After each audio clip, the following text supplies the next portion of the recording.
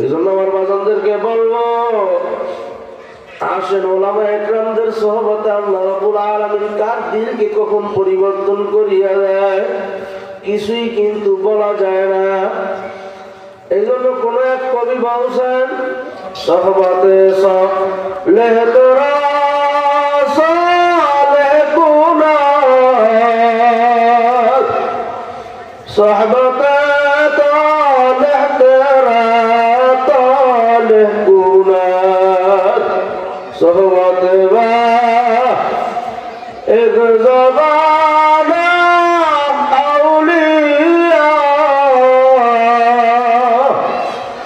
बेदराज साद सलेतात बेरिया गले खुशबू इधर हम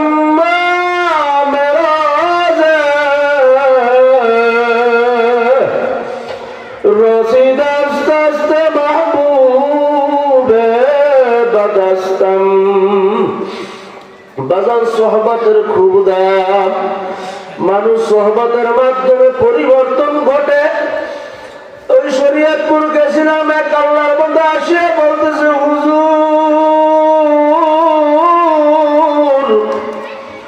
আমাদের এই জায়গার মাহফিল 82 বছর পর্যন্ত 72 বছর পর্যন্ত মাহফিল চলে। আমি বললাম তাইলে তো এই মাহফিল স্বাধীনতার আগ থেকেই চলতেছে। কয় হুজুর স্বাধীনতার আগ থেকে এই মাহফিল চলতেছে, কিন্তু হুজুর দুঃখজনক বিষয় আমাদের একজন এলাকার মানুষ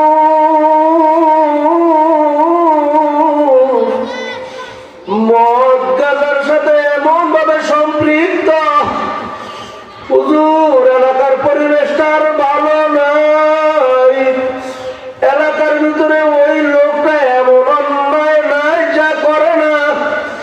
হুজুর নারীদেরকে ডিস্টার্ব সহ নিজের স্ত্রীর উপর জুলুম, এলাকার ভিতরে তসরুফ, হুজুর এমন কোন অন্যায় নাই হুজুর এই আল্লাহর বান্দা করে না। কিন্তু হুজুর গত 1 বছর আগে হুজুর সোহবতের মাধ্যমে যে মানুষ পরিবর্তন হয় তার বাস্তব নমুনা দেখলাম। আমি সেখানে সোহবতের বিষয়ে আলোচনা করলাম, আর আমাকে সেই বিষয়ের উপরে পরবর্তীতে বলল, হুজুর সোহবতের বাস্তব নমুনা দেখছি।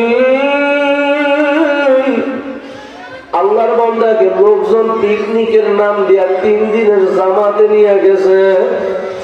হুজুর 3 দিনের জামাত থেকে আসার পরে আর আল্লাহর বান্দা মদ খায় না।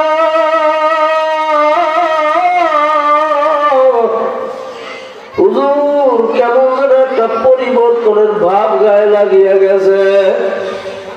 হুজুর 3 দিনের পর লোকজন তাকে ধরিয়া বুঝে শুনে বিশ্ব ইজতেমায় নিয়ে গেছে।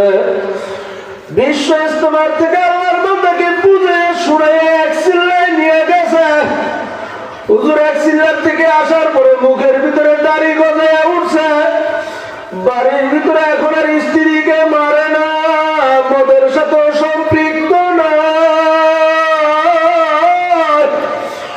হুজুর কেমন যেন একটা নেশা কাজ করতে আছে। হুজুর এখন আর নেশাটা মদের নেশা না, এখন একটা নতুন নেশা তৈরি হয়েছে। আমার মাওলাই কয়, আমার মাওলাই কয়, হুজুর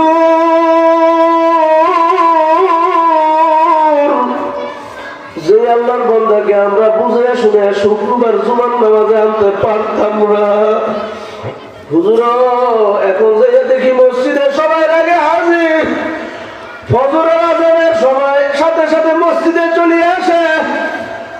কোন সময় ফজরের আগে মুয়াজ্জিন আসার আগে আল্লাহর বান্দা মসজিদে হাজির। হুজুর আল্লাহর বান্দার ভিতরে এমন পরিবর্তন চলে আসে, দিলের ভিতরে এখন কি যেন এক পেরেশান।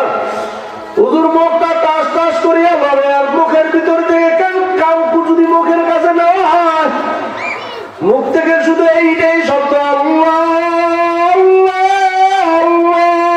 আল্লাহ। দিলের ভিতরে ফিকির, জবান জিকির। বাড়িতে ওনার স্ত্রীকে মারে না, মদ আর গাঁজার সাথে কোনো সম্পর্ক নাই। এখন কি যেন এমন এক অবস্থান হয়ে গেছে। তখন আমার হাদিসে কুদসির কথা স্মরণ করিয়া গেল। আল্লাহর নবী সাল্লাল্লাহু আলাইহি ওয়াসাল্লাম বলেন, মানুষ আল্লাহর পথে চলতে চলতে চলতে চলতে তার হালত এমন পরিবর্তন চলে আসে, ইয়াদুহু ইয়াদুল্লাহ, লিসানুহু লিসানুল্লাহ, আইনুহু আইনুল্লাহ। মাওলার পথে চলতে চলতে কেমন যেন হাতটা মাওলার কুদরতি হাতে পরিণত হয়ে গেছে। মাওলার পথে চলতে চলতে চক্ষুটা মাওলার কুদরতি চোখে পরিণত হয়ে গেছে। আল্লাহ আল্লাহ আল্লাহ। এই আল্লাহর বান্দা বান্দি যখন গাছের দিকে তাকায় আমার মাওলারা দেখে, বাবারে ওই দেখেন না চরমনাইয়ের ময়দানের দিকে মানুষগুলা কিভাবে লাফায়। অনেক মানুষ বোঝে না তাই হাসে। উজানির ময়দানে মানুষ লাফায়, অনেকে বোঝে না তাই হাসে।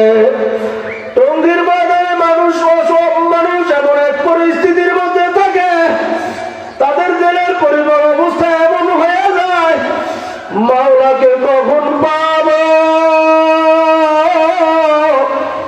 এই চিন্তার মধ্যে তারা সব সময় ব্যাকুল থাকে।